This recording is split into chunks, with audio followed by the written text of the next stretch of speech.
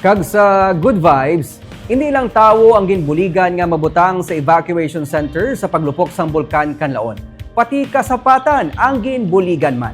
Pinagi sa Back Project PH nga Animal Welfare Group na tagaan sang temporaryo nga ilistara ng mga kasapatan nga na-display sa Banwa sang Lakas Liana. Sa buligman sa Bacolod City Veterinary Office kag private individuals nga partners sang grupo, tigayon nga natagaan sang temporaryo nga Animal Foster Care Center ang mga kasapatan. Wala man na abing malikawan nga may mabilin nga mga hinuptanan sa mga barangay nga nakabig subong bilang danger zone sa posible liwat nga paglupok sang bulkan. Gani sa bulig sang Back PH kag ilang mga partners, tigayon nga nabutang sa temporary shelter ining mga kasapatan. Pero wala lang natapos dira ang ilang nga ginahimo.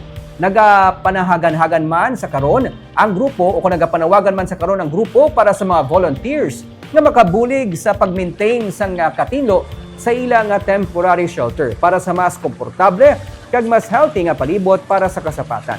Sa La Carlota City naman, ang grupo nga Canine Search and Rescue of the Philippines, Inc.